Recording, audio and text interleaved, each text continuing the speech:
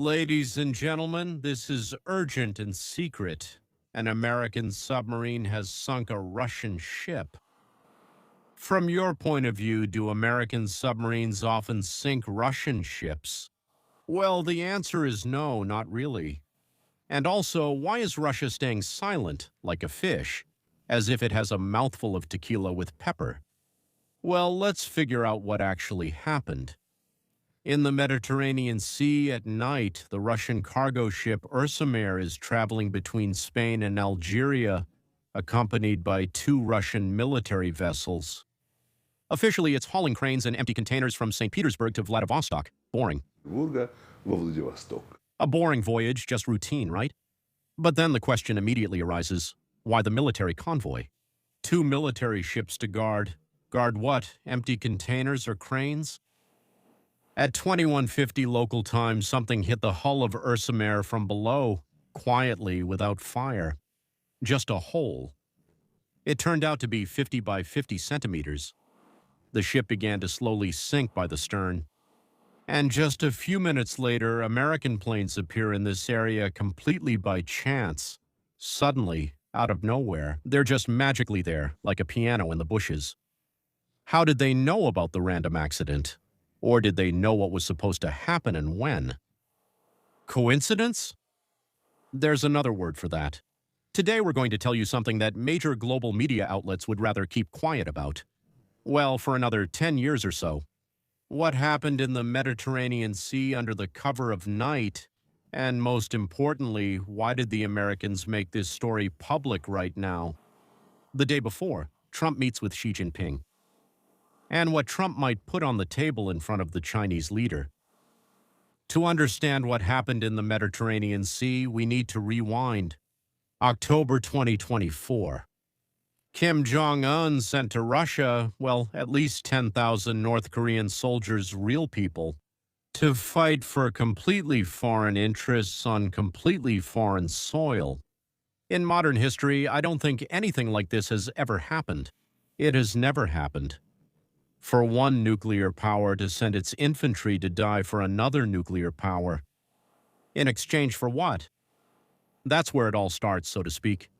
It was exactly this, in exchange for what, that Western intelligence agencies were looking for, and the answer turned out to be worse than they expected.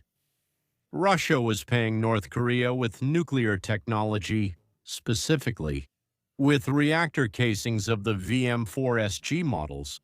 That probably doesn't mean anything to you. But these are the reactors that are installed on Russian Delta IV class submarines. You know, the very ones that carry ballistic missiles with nuclear warheads. Two such reactors were lying in the hold of this very Ursa Major, disguised in the ship's manifest as hatches for an icebreaker. Cool.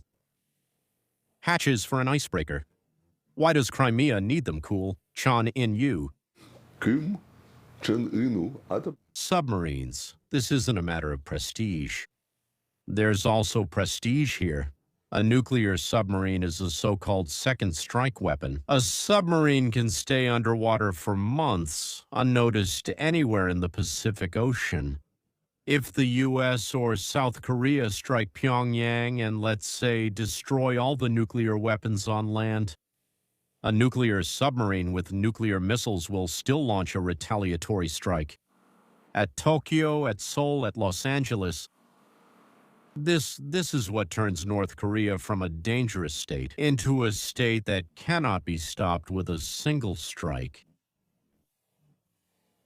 That's why two metal cylinders in the hold of an ordinary cargo ship were among the most dangerous cargoes in modern human history. And here's what interests me the most. How did American intelligence not only find out what was being transported? That, after all, can be explained by having agents. But how did they find out? When would the ship leave? What route would it take? And at which point? And when exactly would it be in the Mediterranean Sea at that specific moment? Of course, we don't know who exactly was behind the leak, but the very fact that the operation was carried out with surgical precision shows that, well, it had nothing to do with luck. This is the result of painstaking work. So the intelligence knew. All that was left, as they say, was to act. Ursa left St. Petersburg. Officially, the course was set for Vladivostok via the Suez Canal. In reality, according to the Spanish investigation, Spain conducted the investigation. The ship's captain, Igor Anisimov, knew that the final destination would be the North Korean port of Rason. Cranes were waiting there, which were supposed to unload the reactors. The St. Petersburg-Vladivostok route story was just a cover. On December 22, the ship was in international waters between Spain and Algeria. Satellite data records the speed. It suddenly drops to 1 knot and then it explodes. According to the Spanish investigation, as I already mentioned, a 50 by 50 centimeter hole was found in the hull, with the edges bent inward. Those are typical signs of external impact. Yes, it was struck from outside inward. The investigators' version is that it was a supercavitating torpedo of the Barracuda type.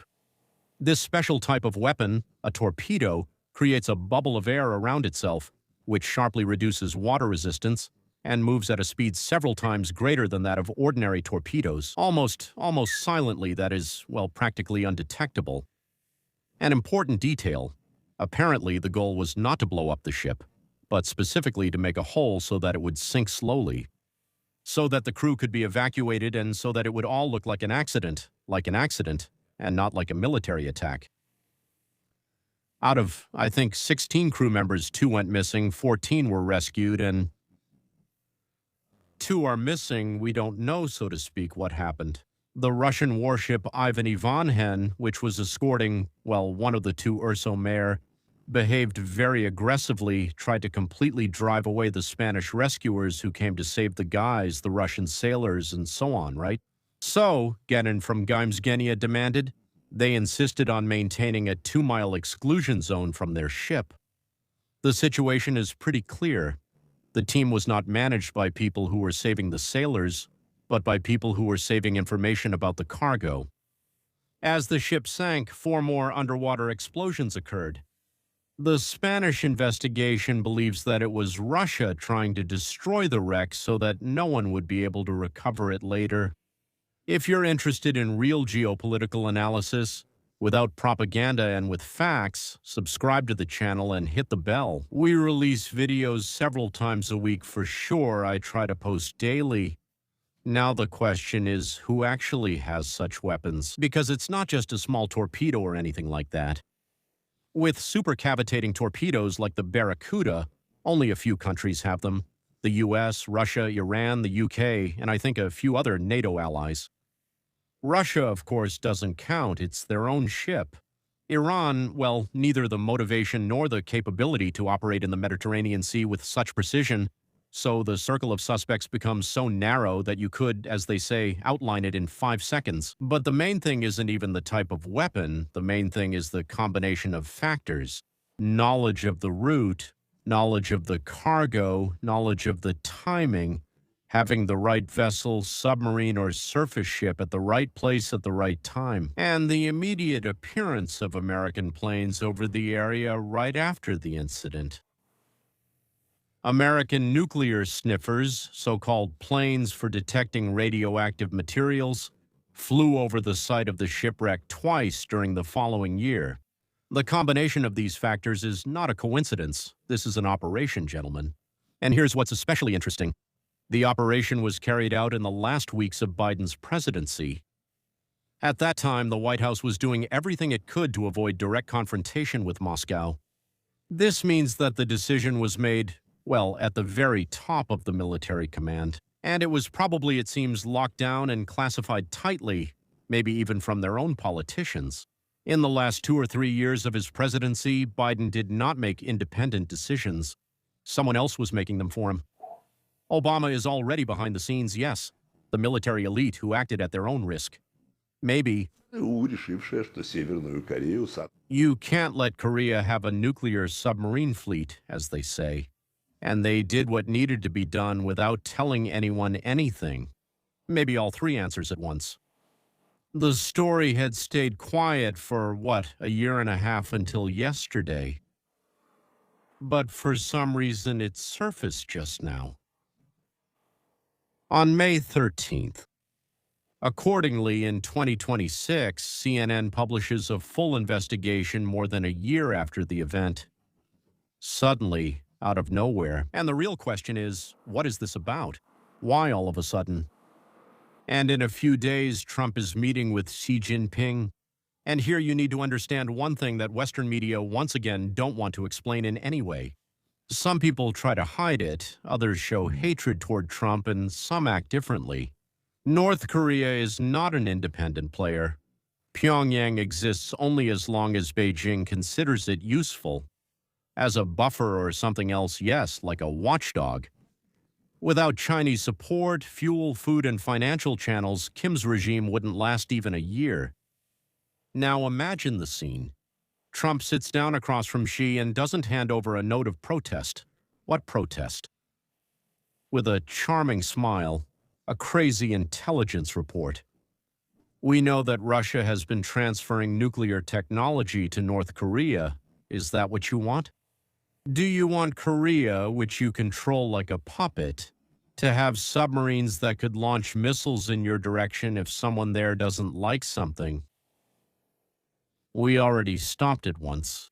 Next time, we'll stop it differently. Also, here's a question. So where was Chinese intelligence, actually? It knew. Chinese intelligence knew.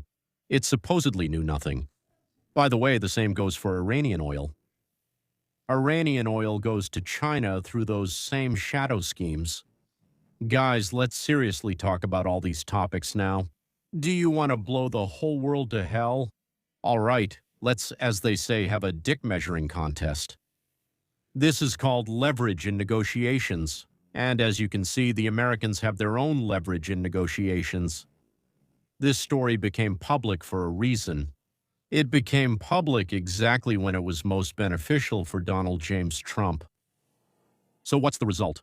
2 nuclear reactors now rest on the Mediterranean Sea floor.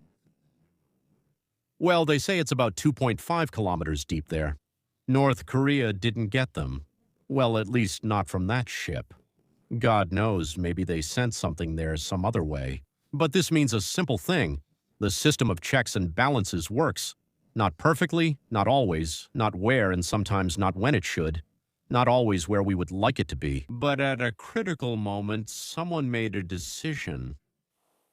He prepared the operation, carried it out cleanly, almost without casualties. We don't know what happened to those 2 people. Maybe they're somewhere in prison now or something else is happening to them.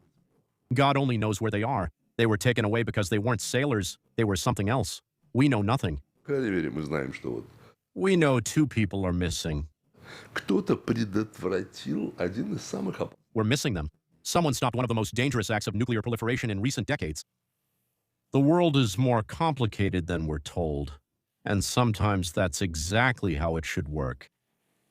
If you found this video helpful, give it a like. It really helps the channel, right? Subscribe if you haven't already and leave a comment. So, in your opinion, did the Americans do the right thing or not? Well, you know, in international waters, you can't just attack someone else's ship, as they say. We didn't drill a hole in the cargo hold. Remember that from Ibelitz 66. I'll see you in the next episode. We'll keep you updated on all the details of the most important visit of our millennium, as Trump already said. My report on the first hours of this meeting, well, I think it will be out very, very soon. Goodbye.